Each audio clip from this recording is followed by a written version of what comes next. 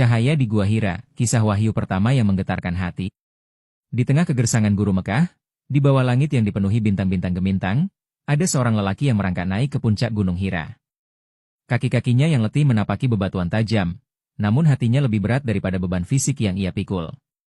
Lelaki itu bernama Muhammad bin Abdullah, seorang yang telah dikenal sepanjang Mekah sebagai Al-Amin, yang jujur dan terpercaya. Tapi malam ini, di usianya yang ke-40, ia bukan lagi pedagang yang tenang atau suami yang penuh kasih.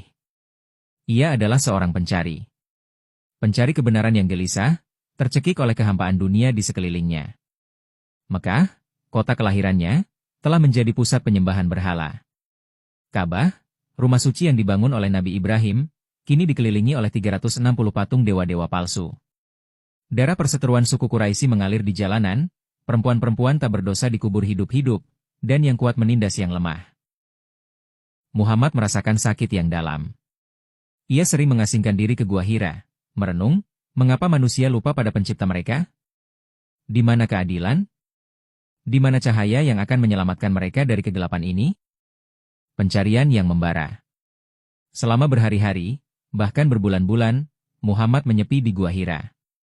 Ia tak membawa bekal kecuali kurma dan air, tak mengharapkan apapun selapan jawaban. Di dalam kesunyian itu, ia bermunajat, membersihkan jiwanya dari debu dunia. Kadang ia bermimpi aneh, seolah langit terbelah, dan cahaya turun menyapu bumi. Tapi ketika ia terbangun, yang ada hanyalah kegelapan pekat. Hingga suatu malam di bulan Ramadan, ketika angin berbisik lembut dan langit seakan merunduk rendah, sesuatu yang tak terduga terjadi. Muhammad sedang terlelap di gua itu ketika tiba-tiba ia merasa sesak, seolah dada dihimpit batu besar. Napasnya tersengal, keringat dingin membasahi tubuhnya. Lalu, dari kejauhan, ia mendengar suara gemuruh yang mengguncang jiwa. Bacalah. Muhammad membuka mata, tapi yang ia lihat hanyalah kegelapan. Suara itu kembali menggema, lebih keras dan mengguntur. Bacalah. Dengan suara gemetar, ia menjawab, aku tidak bisa membaca. Pertemuan dengan sang pembawa wahyu. Seketika, cahaya putih menyilaukan membanjiri gua. Di hadapannya, muncul sosok agung yang memenuhi ruang sempit itu. Ia adalah malaikat Jibril, makhluk ciptaan Allah yang tak pernah terbayang oleh manusia. Tubuhnya besar, dengan sayap yang terbentang dari ujung langit ke ujung bumi, wajahnya tak tergambarkan kecuali oleh kilauan cahaya ilahi. Jibril merengkuh Muhammad erat-erat, lalu mengulangi perintah yang sama. Bacalah. Dengan nama Tuhanmu yang menciptakan. Dia telah menciptakan manusia dari segumpal darah. Bacalah. Dan Tuhanmulah yang maha mulia, yang mengajarkan manusia dengan pena. Dia mengajarkan manusia apa yang tidak diketahuinya. Quran Surat Al-Alaq 1:5. Kata-kata itu mengalir deras, merasuk ke dalam relung hati Muhammad. Ia mengulangi setiap ayat dengan getar suara yang dalam, seolah huruf-huruf itu bukan sekadar bunyi, melainkan api yang membakar kegelapan jahiliyah. Tapi ketika Jibril pergi, Muhammad gemetar ketakutan. Pikirannya kacau, apa yang baru saja terjadi? Apakah aku kerasukan jin?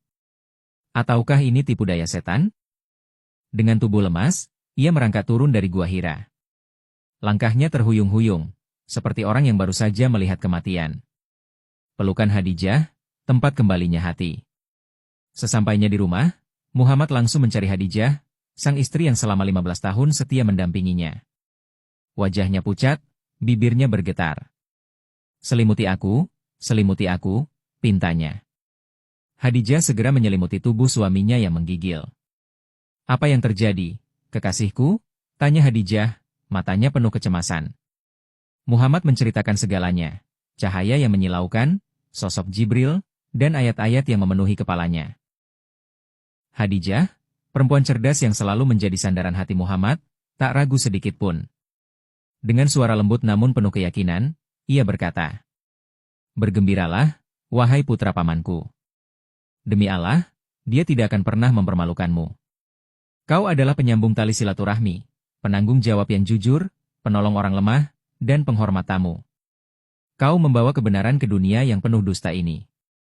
Aku bersaksi, ini pasti datang dari Tuhan semesta alam. Khadijah tak hanya menenangkan, ia juga bertindak. Ia membawa Muhammad menemui sepupunya, Warakah bin Naufal, seorang Nasrani tua yang buta, ahli kitab Taurat dan Injil. Setelah mendengar cerita Muhammad, Warakah bergetar. Air matanya mengalir. Ini adalah An-Namus, malaikat yang pernah diutus kepada Musa. Andai saja aku masih muda dan kuat saat kaummu mengusirmu nanti. Apakah mereka akan mengusirku? Tanya Muhammad. Ya, jawab Warakah. Tak seorang pun yang membawa apa yang kau bawa tanpa dimusuhi.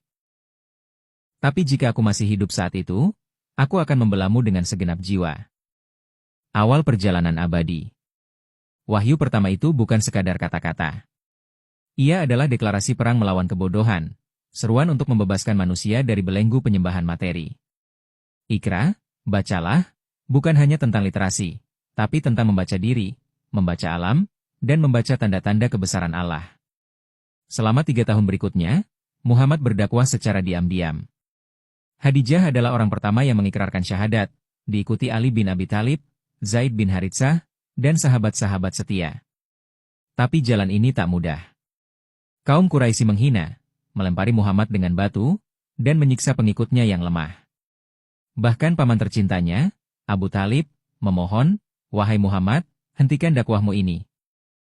Dengan air mata yang tak tertahan, Muhammad menjawab, "Wahai pamanku, andai mereka meletakkan matahari di tangan kananku dan bulan di tangan kiriku agar aku meninggalkan tugas ini, aku tak akan berhenti, hingga Allah memenangkannya atau aku binasa karenanya."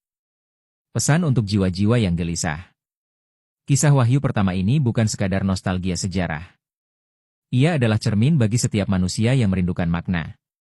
Di Gua Hira, Muhammad mengajarkan kita. 1. Kebenaran dimulai dengan kejujuran pada diri sendiri. Sebelum menerima wahyu, ia membersihkan hatinya dari nafsu dan ilusi. 2. Ilmu adalah jihad melawan kezaliman. Ayat pertama yang turun berbicara tentang pena dan pembelajaran, bukan pedang atau harta. 3. Kesendirian bukanlah kelemahan. Bahkan seorang nabi pun butuh Khadijah, Warakah, dan komunitas yang percaya padanya. Malam itu, di Gua Hira, Muhammad tak hanya menerima wahyu. Ia menerima misi untuk membangkitkan manusia dari kematian hati. Dan kini, 400 tahun kemudian, seruan, Ikra, masih menggema. Di tengah dunia yang mabuk teknologi tapi misik spiritualitas, terpesona oleh gemerlap tapi lupa pada yang maha nyata, kisah ini mengajak kita semua. Maukah kau menjadi penerus cahaya itu? Maukah kau membaca, bukan hanya dengan mata, tapi dengan hati? Maukah kau berdiri di tengah kegelapan, seperti Muhammad, dan berkata, "Aku ada untuk kebenaran"? Sebab, seperti kata Rasulullah, "Sampaikan dariku, walau 1 ayat." Inilah awal perubahan. Dan perubahan itu dimulai dari dirimu. Dari kegelapan menuju fajar, perjuangan yang mengukir sejarah. Setelah wahyu pertama, Muhammad tidak lagi menjadi hanya Muhammad Sang Al-Amin. Ia kini adalah Rasulullah, utusan Allah yang memikul tugas besar, membawa manusia dari penyembahan berhala menuju penyembahan yang Maha Esa, dari lembah kehancuran moral menuju puncak kemuliaan akhlak. Tapi jalan yang ia tapaki bukanlah jalan berbunga. Ia adalah jalan berduri, diwarnai pengorbanan, air mata, dan darah. Dakwah diam-diam, benih pertama keimanan. Selama 3 tahun, Rasulullah menyebarkan Islam secara rahasia. Di rumah Arkam bin Abil Arkam, sebuah bangunan sederhana di lereng Bukit Safa, berkumpullah para pemuda dan budak yang hatinya tersentuh oleh kejernihan ajaran Tauhid. Di antara mereka ada Bilal, budak hitam yang disiksa tuannya karena mengucap Allah Maha Esa. Ada Sumayyah, perempuan tua yang menjadi martir pertama Islam. Dan ada Abu Bakar, sahabat karib yang hartanya diinfakkan untuk membebaskan budak-budak tertindas. Mereka sholat di malam hari, membaca ayat-ayat Al-Quran dengan suara lirih, dan merasakan getaran iman yang tak tergambarkan. Tapi di luar dinding itu, Mekah mulai mendengar bisikan tentang agama baru. Kaum Quraisy menggerutu, Muhammad menghina dewa-dewa nenek moyang kita. Ia merusak tatanan sosial. Dakwah terang-terangan, badai penganiayaan. Ketika turun perintah, sampaikanlah apa yang diperintahkan kepadamu. Quran Surat Al-Hijr, 94, Rasulullah naik ke Bukit Safa. Dengan suara lantang, ia berseru, "Wahai Bani Quraisy, jika kukabarkan ada pasukan berkuda di balik bukit ini yang akan menyerang kalian, percayakah kalian?" Mereka serentak menjawab, "Ya." Kami tak pernah meragukanmu. Maka Rasulullah berkata, ketahuilah, aku adalah pemberi peringatan untuk kalian. Sembahlah Allah, tinggalkanlah berhala-berhala ini, sebelum azab menimpa. Sejenak sunyi. Lalu Abu Lahab, paman Nabi yang dengki, berteriak, celakalah engkau, Muhammad. Untuk inikah kau kumpulkan kami? Sejak saat itu, permusuhan terbuka pun dimulai. Ujian yang memisahkan cahaya dan kegelapan. Kaum Quraisy menggunakan segala cara untuk memadamkan cahaya Islam. 1. Penyiksaan, Bilal dibaringkan di padang pasir membara dengan batu besar di dadanya. Ia hanya berkata, Ahad, Ahad, Allah Maha Esa. 2. Propaganda, mereka menyebut Al-Quran sebagai dongengan orang-orang dahulu, dan menuduh Nabi sebagai penyihir atau gila. 3. Boikot ekonomi, kaum muslim dikurung di lembah Abu Talib selama 3 tahun. Kelaparan membuat mereka memakan daun dan kulit binatang. Di tengah penderitaan itu, Hadijah, sang istri yang selalu menjadi pelipur lara, wafat. Di tahun yang sama, Abu Talib, pelindung utama Nabi, juga meninggal.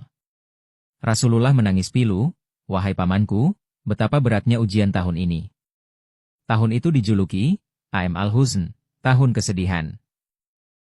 Miraj, perjalanan menembus langit, menguatkan hati. Allah tidak membiarkan hambanya tenggelam dalam kesedihan. Pada suatu malam, Rasulullah dibawa dari Masjidil Haram di Mekah ke Masjidil Aqsa di Palestina, lalu naik menembus lapisan langit. Dalam peristiwa Isra, Mikraj, ia menyaksikan keagungan Allah, bertemu para nabi terdahulu, dan menerima perintah sholat 5 waktu. Saat kembali ke bumi, kaum Quraisy menertawakannya.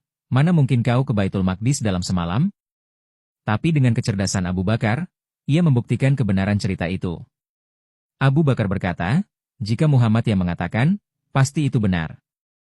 Sejak saat itu, ia dijuluki Asy-Syiddiq, yang membenarkan. Hijrah, titik balik peradaban. Tekanan semakin menjadi. Kaum Quraisy merencanakan pembunuhan. Tapi Allah menyelamatkan Nabi dengan mengizinkannya hijrah ke Yatsrib, kini Madinah. Di sana, ia disambut oleh masyarakat yang telah memeluk Islam melalui dakwah Mus'ab bin Umair. Hijrah bukan sekadar pelarian.